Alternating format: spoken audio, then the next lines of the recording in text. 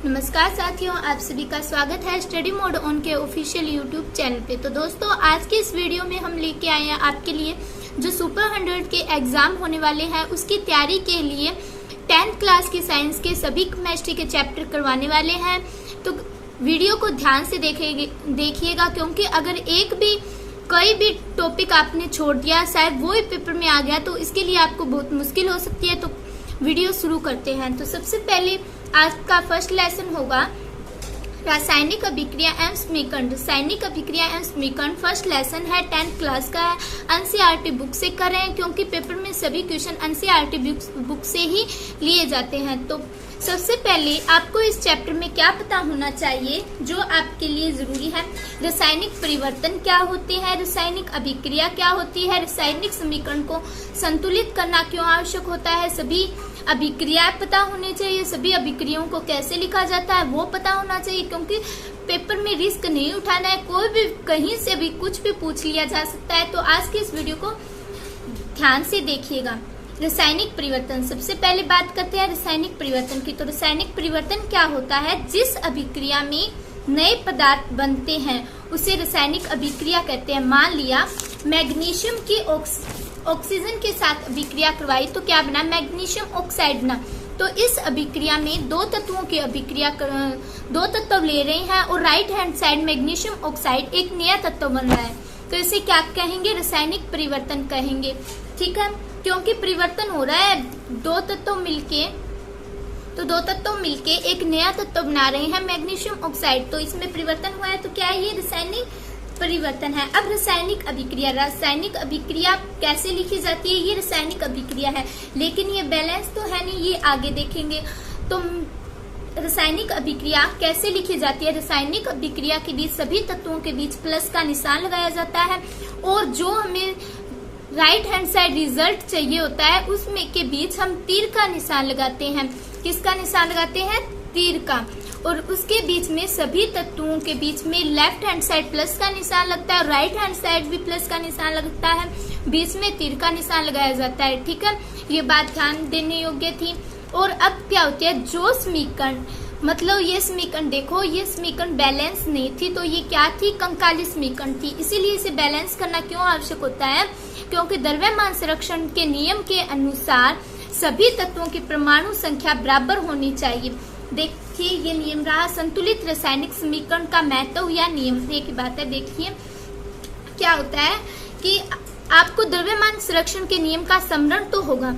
ठीक है, 9वीं कक्षा में आपने जो अध्याय किया होगा, मान लीजिए 9वीं कक्षा में सबसे पहले आ जाती है केमिस्ट्री थोड़ी बहुत हाई लेवल की, तो उसी का बेस बनता है आपके लिए। तो संतुलित रासायनिक समीकरण क्या कहती है? किसी भी रासायनिक अभिक्रिया के उत्पाद तत्वों का कुल द्रव्यमान अभिकारक तत्वों के कुल द्रव्यमान के बराबर होना चाहिए। अभिकारक क्या होते हैं? जो लेफ्ट हैंड साइड होते हैं। उत्पाद क्या होते हैं? जो राइट हैंड साइड होते हैं। ठीक है, ये दोनों मिलकर क्या बनाते हैं? रासायनिक समीकरण बनाते हैं। इसे संतुलित करना आवश्यक होगा। अब देखिए, अगर संतुलित करना है तो सबसे पहले यहाँ देखिए मैग्नीशियम कितना है? यहाँ पे 1 है, राइट हैंड साइड 1 है, तो मैग्नीशियम बैलेंस है।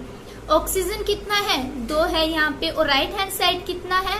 1 है, तो मतलब ये बैलेंस नहीं है, तो इसे बैलेंस करना होगा। मैग्नीशियम के आगे अगर मैं 2 लिखूं तो यहाँ पे कितना होगा? मान लीजिए ये मैंने यहाँ पे 2 लिखा, और तो यहाँ पे मेरे को ऑक्सीजन बैलेंस करनी है, तो मुझे यहाँ पे भी 2 लिखना होगा। अब देखो मैग्नीशियम कितना है? लेफ्ट हैंड साइड 2 है, और राइट हैंड साइड मैग्नीशियम कितना है? 2 है, और ऑक्सीजन कितना है? 2 है, और लेफ्ट हैंड साइड भी ऑक्सीजन कितना है? 2 है। तो मतलब ये समीकरण बैलेंस है। तो आगे आते हैं हम समीकरण अभिक्रिया पर, जो आपको आज जरूरी रहेगी। सबसे पहले कौन सी अभिक्रिया लेते हैं हम? संयोजन और वियोजन अभिक्रिया। संयोजन अभिक्रिया किसमें होती है? संयोजन का तो नाम से स्पष्ट हो रहा है, संयोग, दो चीजों का मिलना, दो तत्व मिलकर एक एकल नया पदार्थ बनाते हैं, वो क्या होती है? संयोजन अभिक्रिया होती है। जैसे कि ये देखिए, अगर मैं कार्बन की ऑक्सीजन के साथ अभिक्रिया करवाऊं तो क्या बनेगा? Carbon dioxide. तो यहाँ पे एकल पदार्थ बन रहा है, ये देखो दिखाई दे रहा होगा आपको। ये देखो कार्बन की जो मैंने ऑक्सीजन के साथ अभिक्रिया करवाई तो क्या बना? CO2 carbon dioxide. तो ये क्या है, ये एकल पदार्थ बन रहा है, तो इसे क्या कहेंगे, संयोजन अभिक्रिया। और वियोजन अभिक्रिया क्या है, बिल्कुल उसका उल्टा है। अब अगर मैं मान लो यहाँ पे एक एग्जाम्पल और था, आसान है बिल्कुल, ये देखिए, मैग्नीशियम की ऑक्सीजन के साथ अभिक्रिया करवाई तो मैग्नीशियम ऑक्साइड बना, एकल पदार्थ बना, तो क्या है, ये संयोग होके बना, तो संयोजन अभिक्रिया। वियोजन अभिक्रिया क्या है, इसकी बिल्कुल अपोजिट है। मैग्नीशियम ऑक्साइड की मैं लेफ्ट हैंड साइड लिखूंगी तो ये दो तत्वों में खंडित हो जाएगा, क्या बनेगा, magnesium plus oxide oxygen.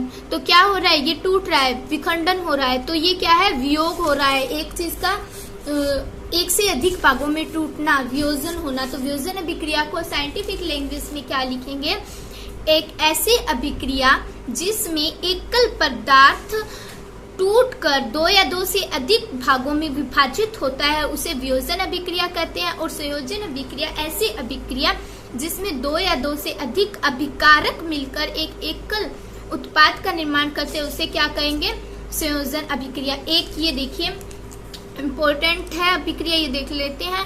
Calcium hydroxide की जब कार्बन डाइऑक्साइड के साथ अभिक्रिया करवाई तो क्या बना, कैल्शियम कार्बोनेट प्लस H2O मतलब जल बना। तो ये क्या है, ये अभिक्रिया मतलब पेपर में पूछ ली जाती है, इम्पोर्टेंट है ये, हमारे 10th के जब हमने एग्जाम दिए थे तभी ये पूछी गई थी, तो इसीलिए आप इसे भी कर लेना, ठीक है। संयोजन अभिक्रिया हो गई, वियोजन अभिक्रिया हो गई। अब आगे बात आ रही है हमारी द्विविस्थापन अभिक्रिया की। द्विविस्थापन अभिक्रिया क्या होती है, द्विविस्थापन अभिक्रिया वह है जिसमें दो अलग अलग परमाणु या परमाणुओं के समूह का आपस में आदान प्रदान होता है। देखिए यहाँ पे एग्जाम्पल भी होगा शायद, ये देखिए द्विविस्थापन अभिक्रिया कौन सी होती है, वे अभिक्रिया जिसमें अभिकारकों के बीच आयनों का आदान प्रदान होता है द्विविस्थापन अभिक्रिया कहलाती है, ठीक है। द्विविस्थापन भी हो गई। अब आगे आपकी कौन सी रहेगी, विस्थापन अभिक्रिया। विस्थापन अभिक्रिया नाम से ही देख लीजिए, विस्थापन अभिक्रिया कौन सी होती है, विस्थापन अभिक्रिया वह अभिक्रिया होती है जिसमें कोई एक तत्व दूसरे स्थान वाले तत्व को विस्थापित कर देता है और उसकी जगह ले लेता है, ठीक है। देखिए मतलब विस्थापित हो जाना कोई भी चीज का, कोई भी तत्व का अपने स्थान से, जैसे कि यहाँ पे देखिए जिंक की जब मैंने कॉपर सल्फेट के साथ अभिक्रिया करवाई तो जिंक का क्या बना, जिंक सल्फेट बना और कॉपर को अपने स्थान से यहाँ पे रिहा कर दिया और ये यहाँ पे बेचारा आ गया, लास्ट में क्या सीधा रह गया, कॉपर, ठीक है। तो विस्थापित अभिक्रिया हो गई, द्विविस्थापन हो गई। और कौन सी रहेगी आपकी, ऊष्माक्षेपी और ऊष्माशोषी अभिक्रिया। दोनों नाम एक जैसे हैं पर डिफरेंस बहुत है, इसीलिए पेपर में आपको ये दोनों नाम ज्यादा दिक्कत देंगे। तो क्या है, ऊष्माक्षेपी अभिक्रिया क्या होती है, जिन अभिक्रिया में उत्पाद के साथ ऊष्मा का उत्सर्जन होता है उन्हें ऊष्माक्षेपी अभिक्रिया कहते हैं। किसे कहते हैं, ऊष्माक्षेपी अभिक्रिया कौन सी होती है, जिन अभिक्रिया में उत्पाद के साथ ऊष्मा का भी उत्सर्जन होता है उसे ऊष्माक्षेपी अभिक्रिया कहते हैं, ठीक है। ऊष्माशोषी अभिक्रिया कौन सी होती है, शोषी मतलब शोष लेना, ऊष्मा को अवशोषण करना ऊष्मा का, क्या होता है, जिन अभिक्रिया में ऊष्मा का अवशोषण होता है उसे ऊष्माशोषी अभिक्रिया कहते हैं। इसका एग्जाम्पल देख लेते हैं, जैसे 2 मिनट एक आसान सा एग्जाम्पल बता देती हूँ ताकि आपको बिल्कुल कॉन्सेप्ट क्लियर हो जाए। देखो तो ऊष्माक्षेपी अभिक्रिया और ऊष्माशोषी अभिक्रिया दोनों के एग्जाम्पल एक क्लियर कर देते हैं। ऊष्माक्षेपी अभिक्रिया है वो, उसके 2 प्रकार से उदाहरण लिए जा सकते हैं, एक तो प्राकृतिक गैस का दहन और एक कोक का दहन। प्राकृतिक गैस का दहन हो तो क्या लिखेंगे, CH4 किसका फॉर्मूला होता है ये आप कमेंट करके बताना, प्लस ऑक्सीजन क्या बनेगा, CO2 carbon dioxide plus H2O, ठीक है। अब प्लस में ऊष्मा, ये तो हमने पढ़ी थी इस अभिक्रिया में। ठीक है, तो क्या लिखा है, CH4 प्लस ऑक्सीजन की जब अभिक्रिया करवाई तो क्या बना, carbon dioxide plus H2O plus उष्मा। अब आपको एक बात दिखाई दे रही होगी, ये बैलेंस नहीं है, इसे बैलेंस भी करना होगा। तो ऑक्सीजन यहाँ पे कितना है, पहले लेते हैं कार्बन। कार्बन कितना है, 1 हाइड्रोजन कितना है, यहाँ पे 4 है, यहाँ पे 2 है, तो मतलब बैलेंस नहीं है, इसे करना होगा। पहले तो क्या करें, इस हाइड्रोजन के आगे 2 लिख देते हैं। अब ये कितना हुआ, 2 2 जा 4, और ऑक्सीजन कितना है, यहाँ पे 2 है, और यहाँ पे 2 2 2 4, यहाँ पे कितना है, 2 है, तो बस इसके आगे ये लिख दो, 2 2 जा 4। अब ये समीकरण क्या है, बैलेंस है हमारी, एक तो हो गया। अब हमारी प्राकृतिक गैस का दहन, अब दूसरा क्या है, कोक का दहन। तो उसके लिए क्या होगा, अगर मैं कार्बन की ऑक्सीजन के साथ अभिक्रिया करवाऊं तो क्या बनेगा, कार्बन डाइऑक्साइड CO2 प्लस उष्मा को,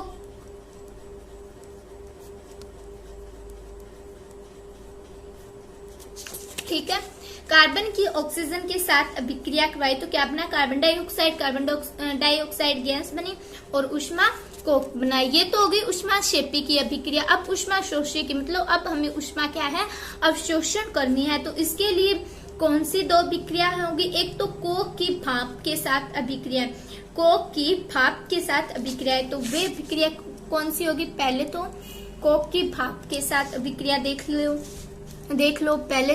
अगर मैंने कार्बन की जल के साथ अभिक्रिया करवाई तो क्या बना, carbon dioxide plus H2 hydrogen gas, CO plus H2 gas. ठीक है, और दूसरी अभिक्रिया कौन सी होगी, अगर मैं नाइट्रोजन और ऑक्सीजन की प्रक्रिया करवाऊं तो क्या बनेगा, N2 प्लस में O2, तो क्या बना, NO। कॉमन सी बात है, तो क्या क्यों लिखा मैंने यहाँ पे, क्योंकि मैंने बैलेंस कर दिया। नाइट्रोजन 2 थे, 2 हो गया, ऑक्सीजन 2 थे, 2 हो गया। ठीक है, तो ये बैलेंस है। अगर आपको किसी भी अभिक्रिया की रासायनिक समीकरण चाहिए, जैसे संयोजन अभिक्रिया, व्यंजन अभिक्रिया, तो आप कमेंट करके पूछ सकते हैं। ठीक है, अब आगे हमारा क्या रह गया वो कर लेते हैं जल्दी से। अब होती है उपचयन और अपचयन। उपचयन और अपचयन क्या होते हैं वो भी देख लेते हैं।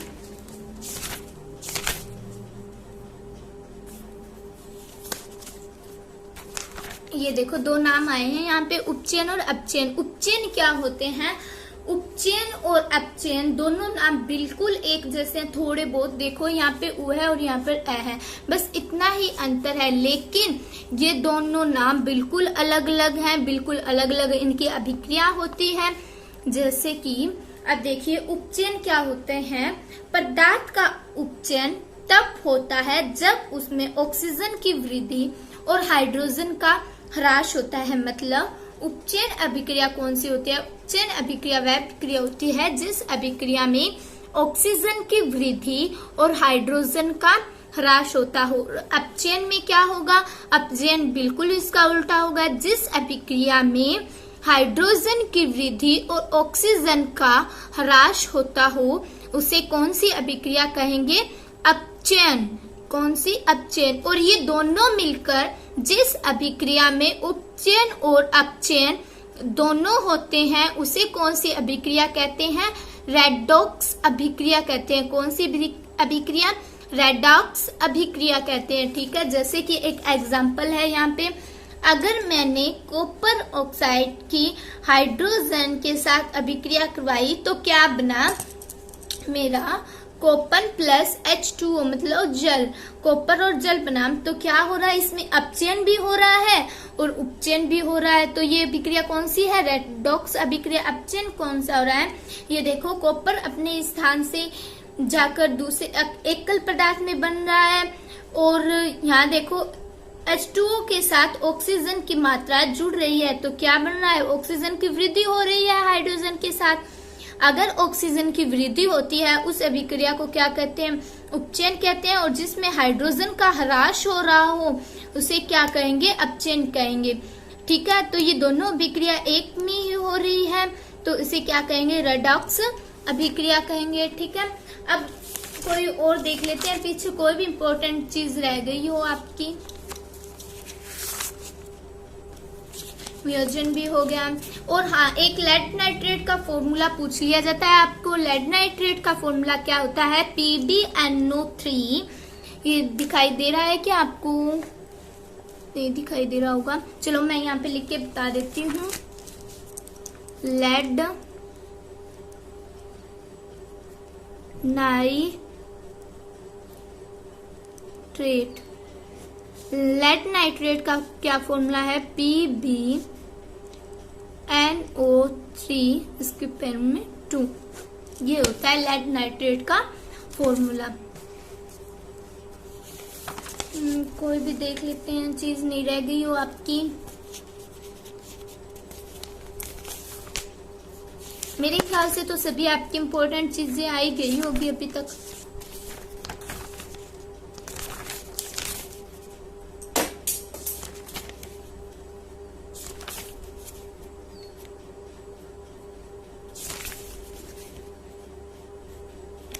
हाँ, एक अवक्षेपण अभिक्रिया क्या होती है, अवक्षेपण अभिक्रिया में एक श्वेत रंग के पदार्थ का निर्माण होता है और वह पदार्थ क्या होता है, वह ठोस होता है जो तली में बैठ जाता है और अविलेय भी होता है। ठीक है, इसमें देख लो क्या लिखा है, श्वेत रंग के एक पदार्थ का निर्माण होता है जो जल में अविलेय होता है, मतलब जो जल के साथ घुलता नहीं है। इस अविलेय पदार्थ को अवक्षेप कहते हैं। और जो अभिक्रिया का निर्माण करती है, जिस अभिक्रिया में अवक्षेप का निर्माण होता है उसे क्या कहते हैं, अवक्षेपण अभिक्रिया कहते हैं। जैसे, ठीक है, क्या एक बार और देख लो, अवक्षेपण अभिक्रिया में श्वेत रंग के एक पदार्थ का निर्माण होता है जो जल में अविलेय है। इस अविलेय पदार्थ को अवक्षेप कहते हैं। जिस अभिक्रिया में अवक्षेप का निर्माण होता है उसे अवक्षेपण अभिक्रिया कहते हैं। ठीक है, आगे आपके लास्ट टॉपिक बचे हैं बिल्कुल, कौन से, संक्षारण और विकृत गंधिता। ठीक है, संक्षारण क्या होता है, जैसे कि आपकी कोई लोहा युक्त धातु है, उसको आप नमी युक्त क्षेत्र में रख देते हैं तो उस पर कुछ समय पश्चात भूरे रंग की परत जमनी शुरू हो जाती है।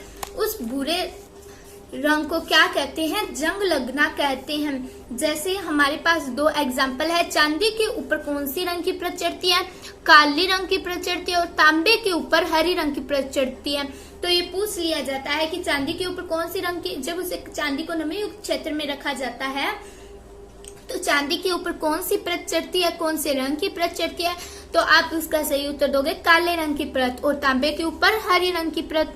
ठीक है, अब आता है वक्रित गंधिता। वक्रित गंधिता क्या होता है, जब वसा युक्त अथवा तेलीय खाद्य सामग्री को जब लंबे समय तक रखा जाता है तो उसमें जो हमारा स्वाद होता है, जो हमारा टेस्ट होता है, वो किसमें, गंध में परिवर्तन हो जाता है।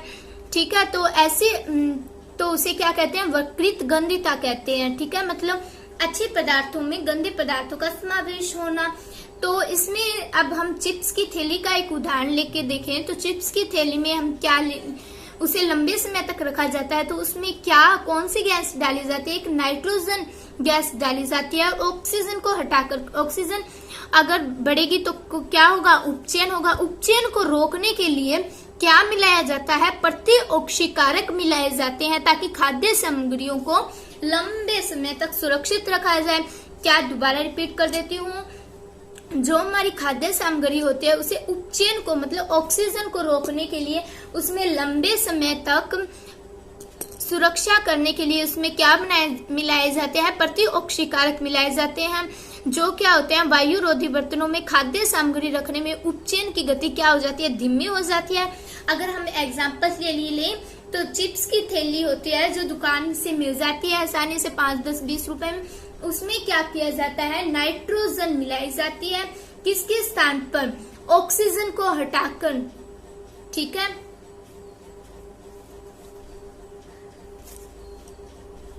अब और कोई तो इम्पोर्टेंट चीजें नहीं रह गई होगी इसमें। हम एक बार छोटे क्वेश्चन और इसके मैं रिपीट कर देती हूँ। कुछ मैंने लिखे थे, अब मैं आपको वो रिपीट कर रही हूँ।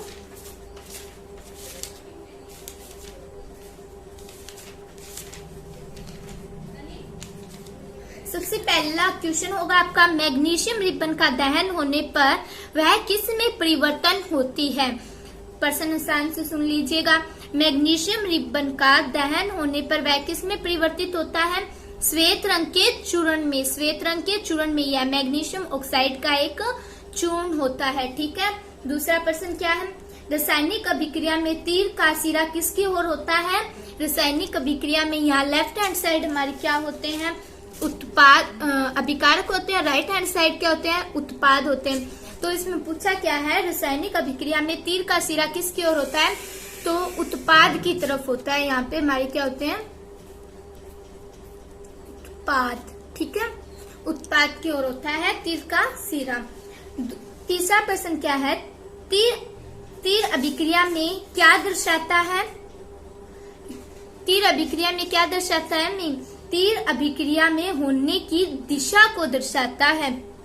ठीक है, यह तीर में अभिक्रिया होने की दिशा को दर्शाता है। मैग्नीशियम के वायु में जलने की समीकरण कैसी है? मैग्नीशियम, अगर ये यहाँ पे हमने एक एग्जाम्पल लिया था, मैग्नीशियम के वायु में जलने की समीकरण कैसी समीकरण होती है? तो कैसी समीकरण होती है? कंकाली समीकरण। कंकाली समीकरण।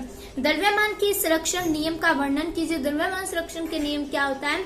किसी भी रासायनिक अभिक्रिया में द्रव्यमान का न तो निर्माण होता है और न ही विनाश होता है। और संतुलित रासायनिक समीकरण क्या थी? इसी पे हम जिक्र कर लेते थोड़ा सा। ये देखो, संतुलित रासायनिक समीकरण क्या थी कि सभी अभिक्रिया में उत्पाद और अभिकारकों के तत्वों के परमाणुओं की संख्या क्या होनी चाहिए? समान होने चाहिए। ठीक है, और कौन कौन से इम्पोर्टेंट क्वेश्चन? हाँ, संगमरमर का रासायनिक सूत्र क्या होता है?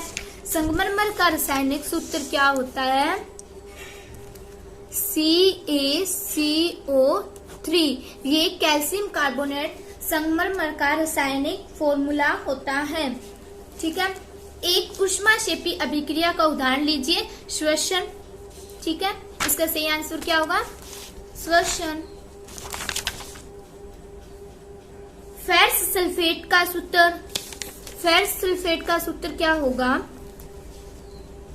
FeSO4.7H2O। ये किसका फॉर्मूला होता है? ये संगमरमर का फॉर्मूला होता है। ये फेरस सल्फेट का फॉर्मूला होता है। ग्लूकोज का क्या फॉर्मूला होता है? C6H12O6। ये किसका फॉर्मूला होता है? ग्लूकोज का फॉर्मूला। इन तीनों में से एक क्वेश्चन पेपर में पूछ ही लिया जाता है कि ग्लूकोज का फॉर्मूला क्या है। ये नहीं पूछा जाता। तो फेरस सल्फेट का फॉर्मूला क्या है, और कौन सा रह गया आपका? और संगमरमर का फॉर्मूला। ठीक है, अब क्या है?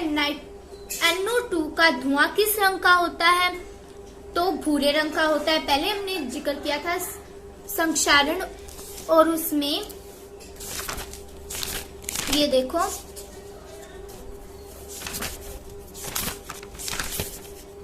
ये देखो, चांदी के ऊपर काले रंग की परत और तांबे के ऊपर हरे रंग की परत, और NO2 का धुआं किस रंग का होता है? ये मतलब मिक्स से हो जाते हैं सभी क्वेश्चन।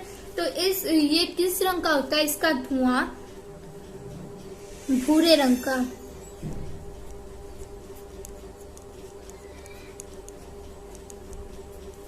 ठीक है, किस रंग का होता है? भूरे रंग का। अब लेड नाइट्रेट का फॉर्मूला पूछ लिया गया है यहाँ पे। तो लेड नाइट्रेट का फॉर्मूला मैंने यहाँ पे लिख ही दिया था। ठीक है, अब एक अभिक्रिया लिखूंगी मैं। उस अभिक्रिया को किस अभिक्रिया के नाम से जाना जाता है? ये अभिक्रिया बहुत जरूरी है। अभिक्रिया लिख रही हूं मैं यहाँ पे। अगर मैं Pr ब्रोमीन प्लस यहाँ पे क्या है? सूर्य के प्रकाश, सूर्य का प्रकाश में अभिक्रिया करवाऊंगी और तीर के निशान तो ले लिया है मैंने, तो क्या अब नहीं काम 2, मैं साथ साथ बैलेंस कर रही हूँ इसको, आप देख लेना, ठीक है। प्लस बी और यहाँ पे 2 है 2, ठीक है। ये हमारी अभिक्रिया कंप्लीट हुई। तो अब ये इस अभिक्रिया को किस नाम से जाना जाता है? श्वेत श्याम फोटोग्राफी में, किसमें इस अभिक्रिया को किस में प्रयोग किया जाता है और कहाँ किया जाता है? श्वेत श्याम फोटोग्राफी में प्रयोग किया जाता है। इस अभिक्रिया को लिख देती हूँ, श्वेत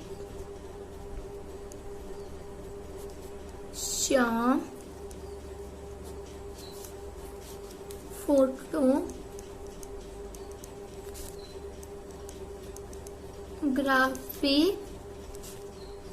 में, ठीक है। और अब क्या अगला प्रश्न भी देख लीजिए। कुछ समय बाद लोहे की चमकीली वस्तुओं का रंग क्यों ढल जाता है? क्यों ढल जाता है या किस में ढल जाता है? ढल तो क्यों जाता है? क्योंकि संक्षारण के कारण। क्योंकि जब हम लोहे की वस्तुओं को नमी युक्त क्षेत्र में रखते हैं तो उसमें जो लोहे की ऊपरी परत है उसमें भूरे रंग की एक परत चढ़ जाती है, उसे जंग लगना कहते हैं। लोहे पर चढ़ने वाली जंग की परत किस रंग की होती है? भूरे रंग की। संक्षारण के कारण चांदी पर चढ़ने वाली परत का रंग क्या है? चांदी पर कौन से रंग की परत चढ़ती है? काले रंग की परत। और तांबे पर कौन सी रंग की परत चढ़ती है? हरे रंग की परत। अब देखिए अगला प्रश्न क्या है। तेलीय तथा वसा युक्त खाद्य सामग्रियों को जब लंबे समय तक रखी जाती है तो स्वाद गंध में परिवर्तन हो जाता है। इस अभिक्रिया स्वाद गंध में किस क्रिया के कारण बदल जाता है? किस क्रिया के कारण बताओ? उपचयन के कारण। उपचयन में क्या होता है? ऑक्सीजन की वृद्धि होती है, तो हम लंबे समय तक हमारी खाद्य सामग्री को सुरक्षित नहीं रख सकते, इसीलिए इसमें क्या मिलाए जाते हैं? प्रतिऑक्सीकारक मिलाए जाते हैं। उपचयन को रोकने वाले पदार्थों को क्या कहते हैं? प्रतिऑक्सीकारक, ठीक है। अब चिप्स की थैली को लंबे समय तक सुरक्षित रखने के लिए उसमें कौन सी गैस मिलाई जाती है? Nitrogen gas. एक रेडॉक्स अभिक्रिया पूछ लेते हैं, वो मैं लिख देती हूँ। रेडॉक्स अभिक्रिया कौन सी होती है? यहाँ पे लिख देती हूँ, रेडॉक्स अभिक्रिया, ठीक है। रेडॉक्स अभिक्रिया का एक उदाहरण मान लीजिए या अभिक्रिया मान लीजिए, क्या लिखेंगे? MnO2 प्लस HCl हाइड्रोक्लोरिक अम्ल।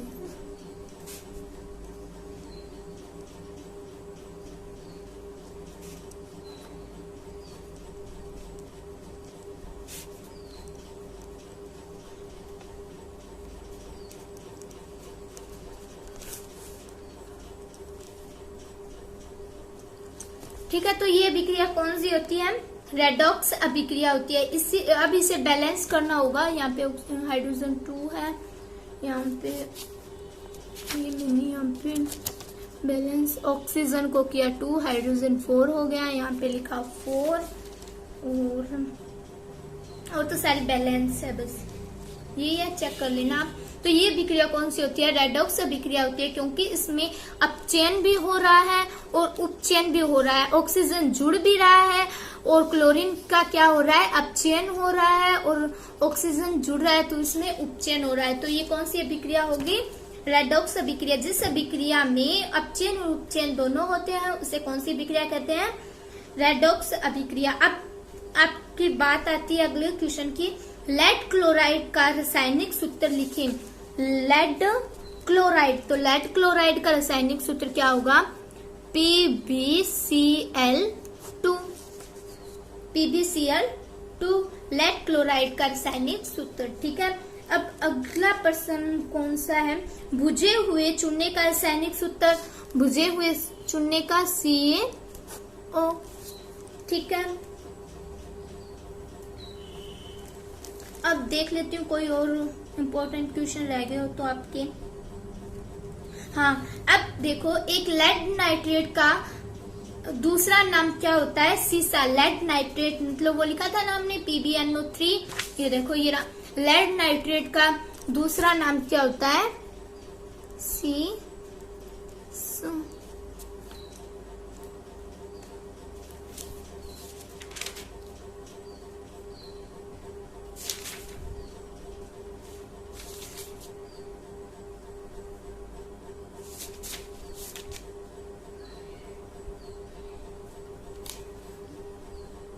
ठीक है। तो अब तक हमने यहाँ तक सभी चीजें सीख ली। रासायनिक अभिक्रिया क्या होती है, किस चीज के क्या फॉर्मूले होते हैं। तो बस एक लास्ट चीज रहेगी जो सबसे इम्पोर्टेंट है, वो क्या होती है?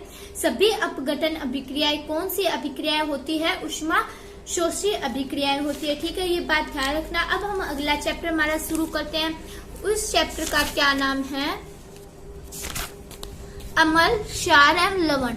अम्ल, क्षार एवं लवण, आपने इसका जिक्र बहुत बार सुना होगा। अम्ल, क्षार एवं लवण। अम्ल क्या होते हैं? खट्टे होते हैं। क्षार क्या होते हैं? कड़वे होते हैं। लवण क्या होता है? नमक। ठीक है, तो अब हम ये पाठ करेंगे। अम्ल क्या है, क्षार क्या होता है, ये बहुत इम्पोर्टेंट पाठ है और इसमें पीएच मान और सभी के फॉर्मूले वो आपको क्लियर होते जाएंगे धीरे धीरे। ठीक है, तो अब हम ये लेसन है जो शुरू करते हैं। ठीक है, तो अब आपने क्या पढ़ा है? अम्ल स्वाद में क्या होते हैं? खट्टे होते हैं। और क्षार स्वाद में क्या होते हैं? क्षार होते हैं जो स्वाद में कड़वे होते हैं। और लवण क्या होते हैं? नमक मान लीजिए। अन्य Cl क्या है? एक लवण है। ठीक है, तो अब मैं इसका एक कोड वर्ड दिखा देती हूँ आपको। ये देखिए, अम्ल क्या करते हैं? किस लिटमस को लीला करते हैं, किस लिटमस को लाल करते हैं। क्षारक भी क्या है? किस लिटमस को लीला करते हैं, किस लिटमस को लाल करते हैं। तो ये हम अनिल एक नाम है, उसकी सहायता से देखेंगे। देखो, अम्ल और क्षारक अगर दोनों में से कोई एक पूछ लिया जाए तो हम उस समय कंफ्यूज हो जाते हैं कि कौन नीले को लाल करता है, कौन लाल को नीला करता है। तो ये देखो, अनिल, ए से हमारा क्या बना? अम्ल। और नी से क्या बना हमारा? नीला। और ले से हमारा क्या बना? लाल। मतलब अम्ल जो होता है वो नीले लिटमस पत्र को लाल कर देता है और क्षार होता है इसका बिल्कुल अपोजिट होता है। वो क्या करता है? लाल लिटमस को नीले में बदल देता है। ठीक है, तो इसकी सहायता से आप आसानी से क्षार और अम्ल को याद कर सकते हो। अब देखो, क्षार क्या होते हैं? सभी क्षार क्या होते हैं? जल में अविलीय होते हैं, मतलब जल में घुलनशील नहीं होते। जो क्षार हमारे जल में घुल जाते हैं आसानी से, उसे हम क्या कहते हैं? क्षार कहते हैं। क्षार क्या होते हैं? इनके स्पर्श मतलब ये एक तो स्वाद में कड़वे होते हैं और ये साबुन की तरह चिकने होते हैं और इन्हें छूना या चखना नहीं चाहिए। क्यों नहीं चाहिए? क्योंकि ये हमारे शरीर के लिए हानिकारक हो सकते हैं। ठीक है, तो अब कुछ रासायनिक फॉर्मूले हैं अम्ल और क्षार के, वो देख लो। हाइड्रोक्लोरिक अम्ल HCl, सल्फ्यूरिक अम्ल H2SO4, नाइट्रिक अम्ल HNO3 और एसिटिक अम्ल CS3CH।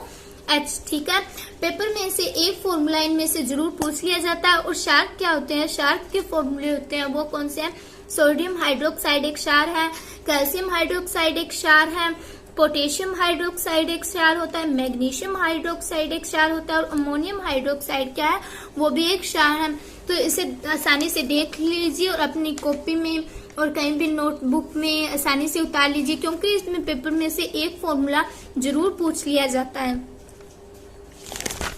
ठीक है, अब आगे हमारा जो टॉपिक आता है वो है सिद्ध उदासीनीकरण अभिक्रिया। उदासीनीकरण अभिक्रिया कौन सी होती है? जिस अभिक्रिया में अम्ल और क्षार आपस में अभिक्रिया करते हैं उसे कौन सी अभिक्रिया कहते हैं? उदासीनीकरण अभिक्रिया कहते हैं। और उसमें बनता क्या है? राइट हैंड साइड, जो हमारा राइट हैंड साइड उत्पाद बनता है उसे क्या कहते हैं? वो क्या बनता है? लवण और जल बनता है। मतलब कि जब हमने किसकी अभिक्रिया करवाई? NaOH क्या है? एक क्षार है। यहाँ पे देखा था हमने, ये देखो, सोडियम हाइड्रोक्साइड क्या है? एक क्षार है। ये देखो, सोडियम हाइड्रोक्साइड क्या है? एक क्षार है। अगर मैं सोडियम हाइड्रोक्साइड की जल मतलब अम्ल के साथ सोडियम हाइड्रोक्साइड की जब अम्ल के साथ HCl के साथ जब मैंने अभिक्रिया करवाई तो क्या बना? NaCl क्या है? एक लवण है, प्लस H2O जल। तो उदासीनीकरण अभिक्रिया में क्या कहते हैं? जैसे प्लस माइनस करें तो 0 आता है, उसी क्रिया से उदासीनीकरण अभिक्रिया क्या है? बिल्कुल प्लस माइनस की तरह होती है। अम्ल और क्षार दोनों को, अम्ल मान लीजिए प्लस है और क्षार मान लीजिए माइनस है, प्लस माइनस की अभिक्रिया करवाई तो आगे क्या बना? सभी 0 बना। जब हमने क्षार और अम्ल की अभिक्रिया करवाई तो क्या बना? लवण प्लस जल बना। लवण और जल का क्या काम? क्योंकि कोई बढ़िया चीज तो मतलब जैसे धमाके वाली चीज, जैसे कोई और अम्ल नहीं बना तो क्या बना? सब उदासीन सी चीजें बन गई। तो लवण प्लस जल, लवण यहाँ पे कोई हो सकता है, जल H2O हो रहेगा। ठीक है, उदासीनीकरण अभिक्रिया हो गई हमारी। अब आगे क्या पढ़ते हैं हम? अब एक और बात, क्षार के साथ अधात्विक ऑक्साइड की जब हम अभिक्रिया करवाते हैं तो अधात्विक ऑक्साइड है वे हमेशा किस प्रकृति के रहेंगे? अम्लीय प्रकृति के। जब हम क्षारक के साथ अधात्विक ऑक्साइड की अभिक्रिया करवाते हैं तो सभी अधात्विक ऑक्साइड अम्लीय प्रवृत्ति के रहेंगे। अब यहाँ पे एक प्रश्न उठता है कि जो अम्ल है वो किस गुणधर्म के कारण अम्लीय प्रकृति के होते हैं? तो किस गुणधर्म के कारण? क्योंकि जो अम्ल है वो हमेशा, अम्ल में उपस्थिति हमेशा H+ आयन मतलब धनायन होते हैं। इससे हमें यह ज्ञात होता है कि अम्ल विलयन में हाइड्रोजन आयन मतलब H+ आयन उत्पन्न करता है तथा इसी कारण उनका गुणधर्म अम्लीय प्रकृति का या अम्लीय होता है। ठीक है, अब सीधे आ जाओ पीएच स्केल पे। पीएच स्केल क्या होता है? किसी विलयन में उपस्थित हाइड्रोजन की आयन की सांद्रता को ज्ञात करने के लिए हम एक स्केल को विकसित किया। उस स्केल का क्या नाम है? पीएच स्केल होता है। पीएच स्केल में पी यहाँ पे क्या होता है? पुषांश होता है। पूछ लिया जाता है पीएच स्केल क्या होता है? पीएच स्केल क्या होता है? किसी भी विलयन में उपस्थित हाइड्रोजन आयन की सांद्रता ज्ञात करने के लिए एक स्केल का प्रयोग किया जाता है, उसे क्या कहते हैं? पीएच स्केल कहते हैं। पीएच स्केल में पी जो है वो, पी किसका सूचक होता है? पी है वो पुषांश का सूचक होता है। पुषांश शब्द एक जर्मन भाषा का एक शब्द होता है जिसका अर्थ होता है शक्ति। जिसका अर्थ क्या होता है? पुषांश का अर्थ क्या होता है? शक्ति। पीएच स्केल जो हमारा है वो 0 से शुरू होता है और 14 तक जाता है।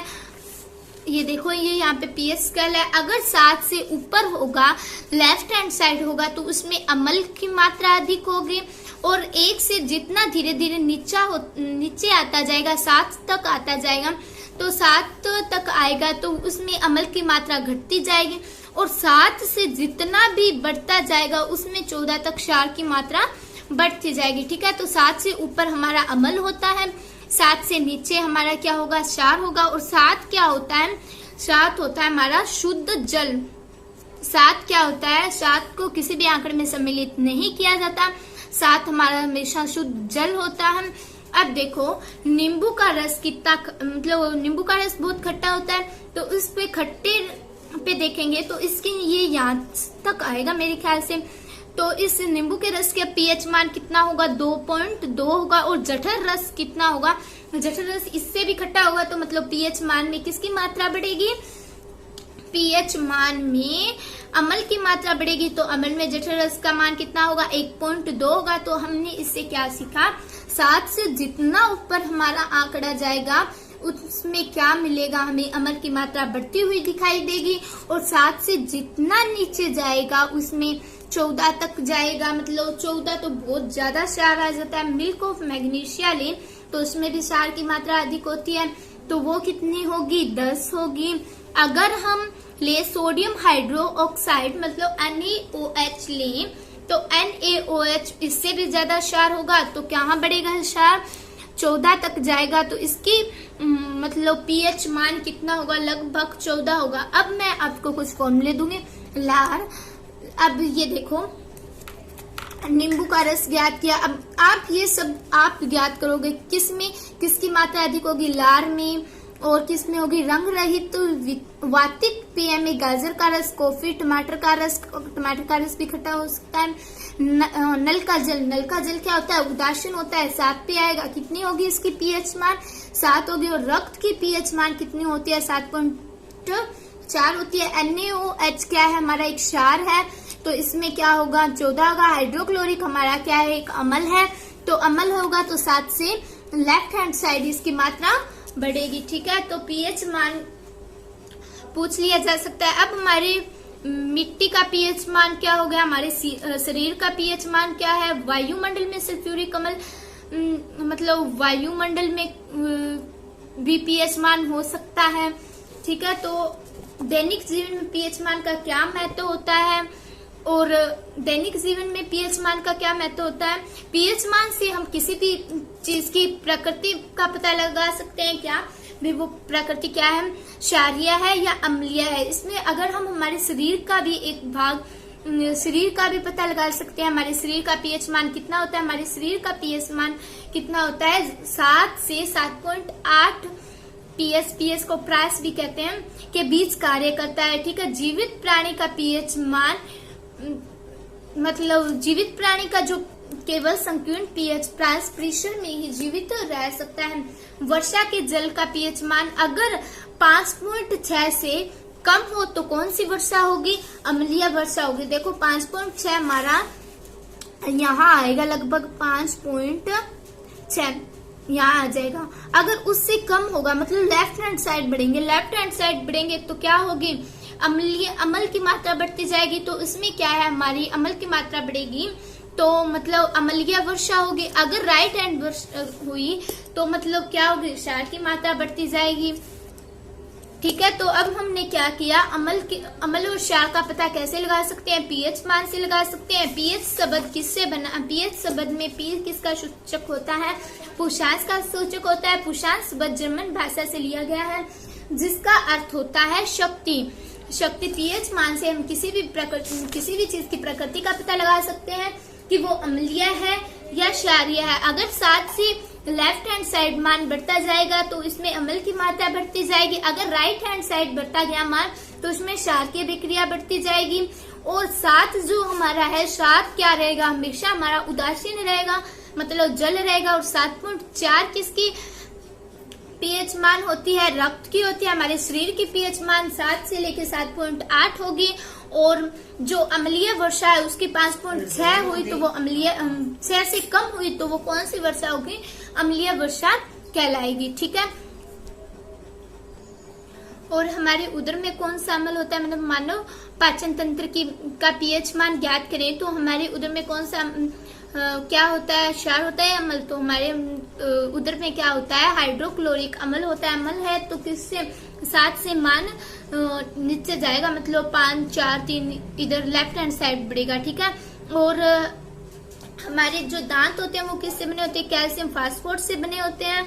और मुंह का पीएच मान होता है जो हमारे 5.5 से कम होता है। जो हमारे दांत है वो कैल्शियम फास्फोरेट से बने होते हैं जिसके कारण क्या है, वो जल में घुलते नहीं हैं। ठीक है, और इसी प्रकार अगर हमने दांतों का पीएच, मुंह का पीएच मान ज्ञात किया, उधर में क्या होता है, हाइड्रोक्लोरिक अम्ल होता है, तो हमें पता है 7 से नीचा जाएगा मान। अगर अब हम पशुओं एवं पौधों की बात करें तो उसमें एक, अगर मान लीजिए हमारे किसी हाथ या कहीं पे भी मधुमक्खी ने काट लिया हो तो मधुमक्खी के डंक में अम्ल होता है जिसके कारण उसमें हमारे हाथ तो में बहुत अत्यधिक मात्रा में जलन अनुभव होती है हमें। इसके कारण अगर हमें अम्ल को बैलेंस करना है तो उसमें हमें किसकी आवश्यकता होती है, क्षार की आवश्यकता होती है। ठीक है, इसी प्रकार से एक उदाहरण और लेते हैं। एक नेटल का एक क्षारीय एक पौधा होता है जो जंगलों में उपजता है। इसमें पत्तों में क्या होते हैं, डंकनुमा छोटे छोटे बाल होते हैं जो अगर गलती से भी हमारे शरीर को किसी भी भाग को छू जाए तो जिसके कारण हमें बहुत अत्यधिक मात्रा में जलन अनुभव होती है। क्यों होती है, क्योंकि इसमें मेथेनोइक नामक एक अम्ल होता है जिसके कारण वो अम्ल हमारे शरीर में चला जाता है और उससे हमें जलन अनुभव होती है। इसके इलाज के लिए हमें वहीं उसके पास एक डंक का पौधा, डंक वाले स्थान पे एक डोक का पौधा उपजित होता है। उस पौधे की अगर हम पत्तियां रगड़कर हमारे हाथों में लगा लें तो हमें वो जो नेटल के पौधे के बाल हमारे हाथ को छुए थे वो अब हमें जलन अनुभव नहीं करवाएंगे। ठीक है, तो अब हम कुछ अमल कौन सी प्रकृति के होते हैं और कौन से अमल होते हैं वो थोड़े से देख लेते हैं, उनके फॉर्मूले क्या होते हैं। सिरका क्या होता है? सिरके में कौन सा अमल होता है? एसिटिक अमल होता है। सिरके में कौन सा अमल होता है? एसिटिक अमल होता है। संतरा में कौन सा अमल होता है? सिट्रिक अमल होता है। इमली में कौन सा अमल होता है? टोटरिक अमल होता है। इमली में कौन सा अमल होता है? टोटरिक अमल होता है। टमाटर में ऑक्सैलिक अमल होता है। टमाटर में कौन सा अमल होता है? ऑक्सैलिक अमल होता है। खट्टा दूध में कौन सा अमल होता है? लैक्टिक अमल होता है। नींबू में कौन सा अमल होता है? सिट्रिक अमल होता है। चिंटी के डंक में कौन सा अमल होता है? मेथेनोइक अमल होता है। और नेटल के डंक में कौन सा अमल होता है? मेथेनोइक अमल होता है। और सेब में कौन सा अमल होता है? मैलिक अमल होता है। ठीक है, तो ये सभी अमल जो आपने याद रखने हैं, क्योंकि पेपर में किसी भी से भी पूछ लिया जा सकता है। पिछली बार जब डी ग्रुप के पेपर हुए थे तो पूछा गया था कि टमाटर में कौन सा अमल होता है, तो बहुत सारे बच्चों ने सही किया था, बहुत सारे बच्चों ने गलत भी किया था। तो आपने गलत नहीं करना है, इसीलिए ध्यान से इस टेबल को आसानी से पढ़ लेना है। ठीक है,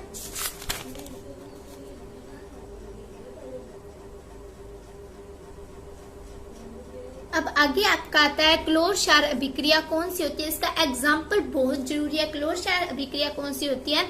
जिस अभिक्रिया में राइट हैंड साइड क्लोरीन क्षार दोनों का निर्माण होता है, और तो उसे कौन सी अभिक्रिया कहते हैं? क्लोर क्षार अभिक्रिया कहते हैं। जैसे कि हमने सोडियम क्लोराइड की जल के साथ अभिक्रिया करवाई तो क्या बना? क्षार बना। अन्य क्या है? एक क्षार है, और क्लोरीन बनी, क्लोरीन गैस बनी, और एक H2O गैस बनी। ठीक है, तो क्षार भी बना और क्या बना? क्लोरीन भी बना, क्लोर भी बना। मतलब जिस अभिक्रिया में राइट हैंड साइड क्लोरीन और क्षार दोनों बनते हो या क्लोर, तो उसे क्या कहते हैं? क्लोर क्षार अभिक्रिया कहते हैं। नाम से भी स्पष्ट हो रहा है, क्लोर मतलब क्लोरीन और क्षार मतलब कोई भी क्षार हो सकता है। जिस अभिक्रिया में क्लोरीन क्षार और क्षार का निर्माण होता है उसे क्लोर क्षार अभिक्रिया कहते हैं। ठीक है, और अब हम इसके प्रयोग देख लेते हैं। अन्य H2 हाइड्रोजन गैस का यहाँ पर प्रयोग होता है। हाइड्रोजन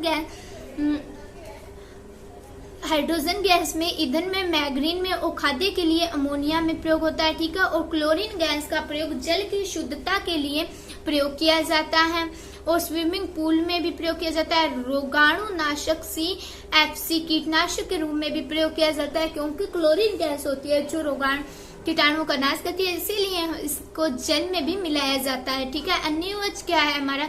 अन्योज एक क्षार होता है जिसका प्रयोग धातुओं में ग्रीस हटाने के लिए, साबुन तथा अपमार्जक के रूप में और कागज बनाने के लिए इसका प्रयोग किया जाता है। ठीक है, अब हाइड्रोजन और क्लोरीन मिलकर हाइड्रोक्लोरिक मतलब एक अमल बनाते हैं। NOH एक क्या है? क्षार है। अगर हम NaOH प्लस क्लोरीन को ऐड कर दें तो एक विरंजक चूर्ण बनता है। विरंजक चूर्ण वस्त्र मतलब कपड़े धोने के लिए और इसके लिए प्रयोग में लाए जाते हैं। ये देखिए विरंजक चूर्ण का फॉर्मूला पूछ सकते हैं, विरंजक चूर्ण के प्रयोग पूछ सकते हैं। विरंजक चूर्ण का क्या फॉर्मूला होता है? CaOCl2। ये फॉर्मूला किसका है? विरंजक चूर्ण का है। विरंजक चूर्ण का प्रयोग किस में किया जाता है? वस्त्र उद्योग एवं लिनेन के विरंजक, एक तो वस्त्र उद्योग में किया जाता है, एक कागज बनाने के लिए किया जाता है। कई बार रासायनिक उद्योगों में इसका उपचायक के रूप में भी प्रयोग किया जाता है, और पीने वाले जल को जीवाणुओं से मुक्त करने के लिए किसका प्रयोग किया जाता है? रोगाणुओं के रूप में भी इसका प्रयोग किया जाता है। ठीक है, रोगाणुनाशक मतलब रोगाणुओं को नष्ट करने के लिए भी इसका प्रयोग किया जाता है। अब बेकिंग सोडा का फॉर्मूला क्या होता है? बेकिंग सोडा का रासायनिक नाम क्या होता है? Sodium hydrogen carbonate. Baking soda का फॉर्मूला NaHCO3।